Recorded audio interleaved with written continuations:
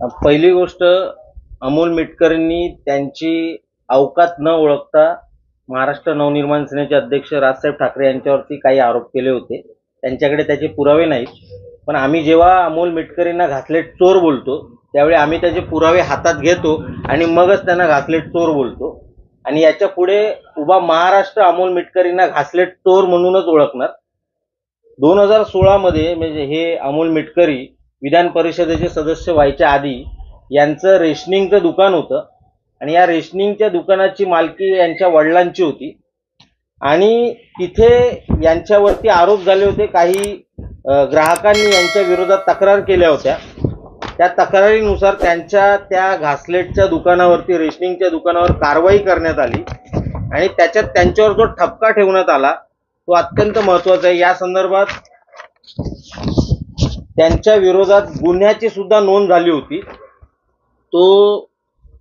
त्याची FIR क्रमांक आहे 3006 दिनांक 23/2/2016 ची FIR आहे. या माणसाच्या विरोधात, याच्या वडिलांच्या विरोधात FIR झाली होती. अशा माणसाला माननीय अजितदादा पवार यांनी विधान परिषदेचं आमदारकी दिली होती. खरी तर महाराष्ट्राची अपेक्षा असते विधान परिषदेमध्ये अशी माणसं जातील जे विचारवंत असतील. माननीय अजितदादा पवारांनी महाराष्ट्राला एक असा आमदार दिला की जो घासलेट चोर आहे. याच्या संदर्भात त्यांचं लायसन्स हे शासनाने रद्द केलं होतं आणि त्याच्यावरती त्यांनी जे आरोप ठेवलेले आहेत हे आरोप अत्यंत गंभीर होते. लोकांचं जे मयत व्यक्ती आहेत अशा मयत व्यक्तींचं रॉकेल, केरोसिन हे मिटकरी आणि त्यांचे वडील चोरत होते, हा त्यांच्यावरती आरोप आहे आणि म्हणून त्यांचं हे लायसन्स रद्द केलं होतं. या विरोधात त्यांनी अपील सुद्धा केलं, ते अपील सुद्धा फेटाळण्यात आलं होतं. आता खरं तर ज्या मिटकरींनी आमचा बाप काढला होता, माझं त्या मिटकरींना आव्हान आहे, आता तुमच्या हातावरती लिहून घ्या, मेरा बाप घासलेट चोर आहे. आणि संपूर्ण महाराष्ट्राने आता हे जाणून घ्यावे, हा घासलेट चोर माणूस आहे आणि हा त्याचा पुरावा आहे. हे जर खोटं असेल तर मिटकरींनी तसं आवाहन करावं. आता यांच्यावर आरोप काय होते मिटकरींवरती? केरोसिन परवानाधारक यांनी मयत व्यक्तींना रॉकेल वितरित करणे, मयत व्यक्तींना बाहेर गावी गाव सोडून गेलेल्या व्यक्तींच्या नावाने, तसेच शुभ्र कार्डधारकांना केरोसिनचे वाटप करणे, एखाद्या व्यक्तीला 2-2 वेळा रॉकेलचे वाटप करणे. पोलीस विभागाने रॉकेल जप्त केलेलं आहे त्यांचं, म्हणजे त्यावेळी जे रॉकेल यांनी साठा केला होता तो पोलीस विभागाने जप्त केलेला आहे. अशा पद्धतीचे यांच्यावरती दोष होते. अशा माणसाला होता, त्याच्यानंतर त्याला सेवेत घेतलं गेलं. हा पुन्हा ज्यावेळी सेवेमध्ये आला, अकोल्यामध्ये हा आला, याच्यावरती पुन्हा एकदा अँटी करप्शनची धाड पडली. हा 60 दिवस जेलमध्ये होता.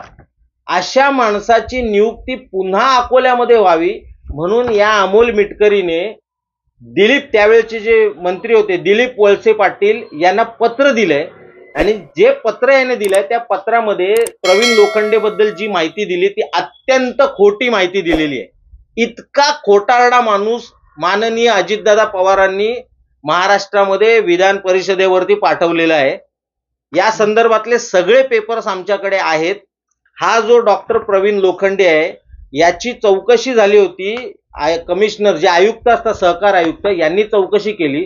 यांनी पुन्हा मंत्र्यांना जो रिपोर्ट दिलाय त्याच्यामध्ये ह्या सगळ्या गोष्टी लपवलेल्या आहेत.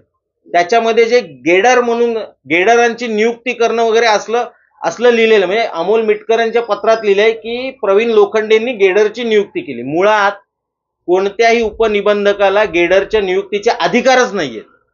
जर ते अधिकारच नाहीयेत तर त्याने नियुक्ती केलीच कशी? हे एक उदाहरण झालं. अशा अनेक गोष्टी अमोल मिटकरींनी डॉक्टर प्रवीण लोखंडे बद्दल लिहिलेल्या आहेत ज्या अत्यंत खोट्या आहेत.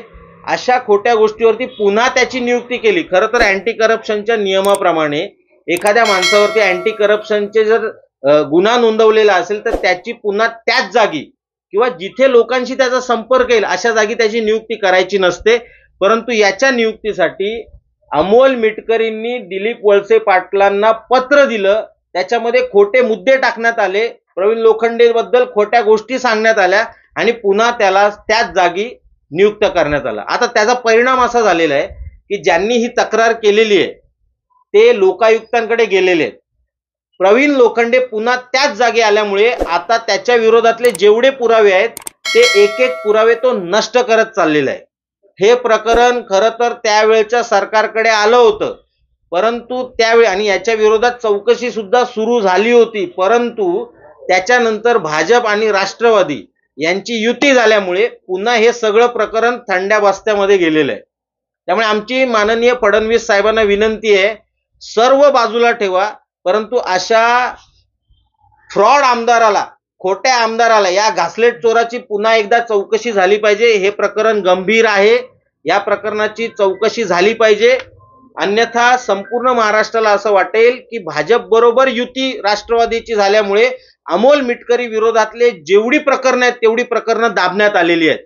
जर ह्या प्रकरणांची चौकशी झाली नाही तर पुढच्या वेळी पुन्हा अजून 2 नवीन प्रकरणं आम्ही तुमच्या समोर मांडू आणि महाराष्ट्र समोर असं चित्र जाईल की हे सरकार अमोल मिटकरी सारख्या फ्रॉड आमदाराला पाठीशी घालत आहे.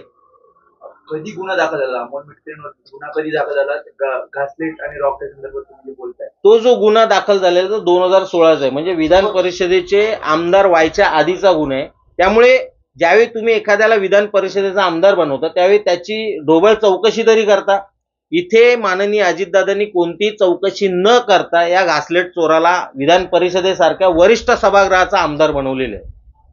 आताच महाराष्ट्र नवनिर्माण सेना का हे प्रकरण काढते? काय म्हणजे थेट नाही, ते जेवढं बोलतील तेवढी त्यांची जास्त प्रकरणं आम्ही काढू.